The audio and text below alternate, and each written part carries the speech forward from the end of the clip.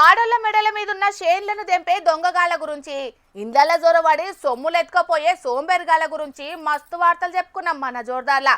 ఇక మొన్నటికి మొన్న స్కూటీ డిక్కిలో దాచుకున్న పైసలను ఎత్తుకపోయిన బుద్ధిమంతుని లాంటి దొంగని ముచ్చట, తువ్వొంటి పోతుంటే సెల్ ఫోన్ కట్టంపాటించిన బద్మాష్ గాని ముచ్చట కూడా చెప్పుకున్నాం. ఇక ఇప్పుడు గీలు ఏం దొంగతనాలు చేసి దొరికిన రోజు చూడుండ్రోలా. ఇగో ఈడ మోకాలకు కర్రె బట్టల ముసుకేసుకొని కూసున్నోళ్ళు చేసిన ఘనకార్యం గురించేనుల్లా ముచ్చట. వీళ్ళు హైవేల మీద ఆగిన పెద్ద వాహనాలకించి డీజిల్ గుంజే స్పెషలిస్ట్ దొంగలట. నల్లగొండ జిల్లా చిట్యాల పోలీస్ స్టేషన్ పరిధిలో పట్టుకున్నారు ఈ అంతర్రాష్ట్ర డీజిల్ దొంగల ముఠాను. ఇక వాళ్ళ దగ్గరికించి 1000 లీటర్ల డీజిల్, 2 DCM వాహనాలు స్వాధీనం చేసుకొని కేసు రాసుకున్నారు పోలీసులు. పట్టుబడ్డ సొత్తు విలువ దగ్గర 40 లక్షల దాకా ఉంటదట.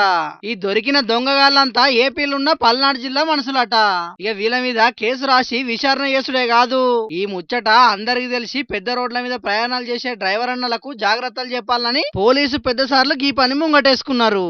హైవే మీద ప్రయాణం చేసేటప్పుడు ఒకవేళ నిద్ర వస్తే కనుక వాళ్ళు ఎక్కడైనా సరే ఏదైనా హోటల్ కానీ, ఏదైనా లైటింగ్ ఉన్న చోట కానీ, లేదా ప్రత్యేకంగా పార్కింగ్ పెట్టిన ప్లేస్లో కానీ ఆపుకోవాలి. ఎక్కడ పడితే అక్కడ ఆపుకుంటే కనుక ఈ దొంగతనాలు జరిగే అవకాశాలు ఉంటాయి. కాబట్టి డ్రైవర్లు మరియు వాటి యొక్క ఓనర్స్ కూడా చాలా జాగ్రత్తగా ఉండాలి. డ్రైవర్లు, బండ్ల ఓనర్లు పోలీసారు చెప్పింది విన్నారు కదా. ఇన్ని రోజులు ఏమైందో ఏందో గాని జర ఇప్పటికైనా పెద్ద రోడ్ల మీద ప్రయాణాలు చేసేటప్పుడు జాగ్రత్తగా ఉండుండ్రి. లేకుంటే పోషమ్మ పోగు చేస్తే మైసమ్మ మాయం చేసింది అన్నట్టే అవుతుంది మీ పని.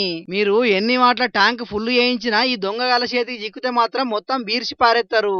కాబట్టి ఇసొంటోళ్ళతోని చాలా జాగ్రత్తగా ఉండాలి. ఏమంటున్నావు అటెంకా చెప్పలేదనుకుర్రి మరి. దీంట్లో చాలా మంది కూడా ఓనర్స్ ఏంటంటే బండి ఆగిపోయి వెళ్ళిపోతున్నారు, కంప్లైంట్ ఇవ్వట్లేదు. లోకల్ పోలీస్ స్టేషన్లు ఎవరికైనా ఇట్లాంటి దొంగతనం జరిగినట్టుగా లోకల్ పోలీస్ స్టేషన్ కంప్లైంట్ ఇస్తే వాళ్ళ కంప్లైంట్ ప్రకారము ఆ టైము చూసి మనం వెరిఫై చేసి మనము ఇన్వెస్టిగేషన్లో మనం ఇంకెక్కువ కేసులని రిజిస్టర్ చేసి వాళ్ళందరినీ కూడా పట్టుకుంటానికి అవకాశం ఉంటుంది.